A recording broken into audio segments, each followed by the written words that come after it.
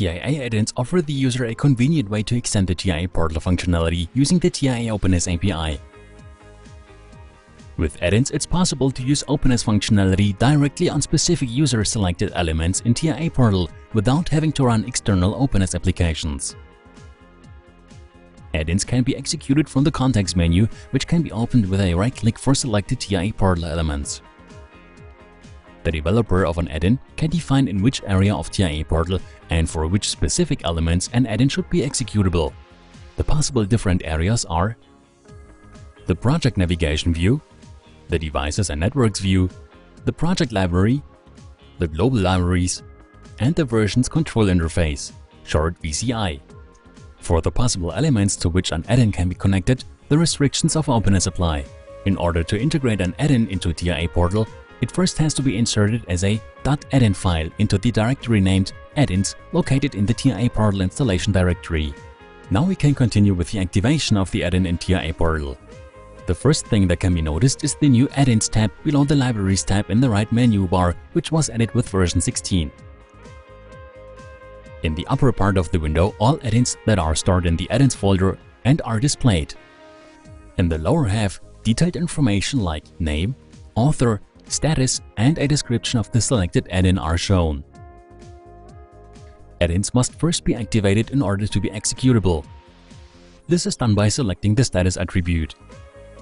After manually changing the status, a window appears in which the user of the add-in has to confirm the requested permissions of the add-in.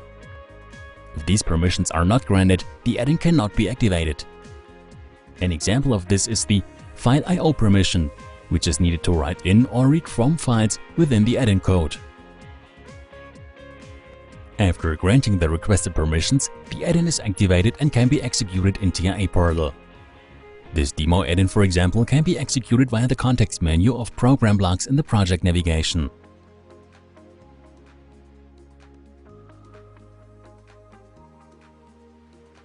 When executing this add-in, only a window with some text is opened. This functionality, however, can be extended by the developer with openness and other Windows functions. Here, the restrictions of the openness API apply. It should be mentioned that multiple add-ins can be integrated and active in TIA portal at the same time. Let's now move to the development of TIA add-ins. For this, we can use the code of the demo add-in you just saw. An add-in consists of three main elements, two class files and an XML file. In the first class, the add-in provider, you define the area of the TIA portal surface in which you would like the add-in to be executable. This area is defined by the so-called provider. In this case, the project tree add-in provider is used. Thus, the add-in is attachable to elements in the project navigation view on the left side of TIA portal. These providers are also available for the devices and networks view, the project library, the global libraries, and the version control interface. In the second class, the actual context menu add-in, you define the object type of TIA portal for which the add-in can be executed as well as the functionality of the add-in. The object type on which a certain action of the add-in can be executed is written between these angel brackets in the method call.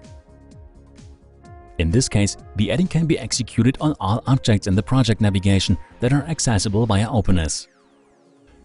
The method call also contains the name of a specific add-in entry, a delegation method that is called when the entry is clicked in the context menu, and a delegation method that defines the display status of the entry in the context menu. The third, also mandatory file is an XML file in which various data and information about the add-in are stored. This data is then displayed in the add-in overview in TIA portal.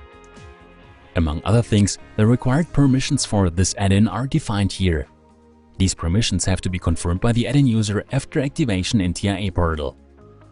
The library files that are necessary for the development of an add-in can be found in the installation directory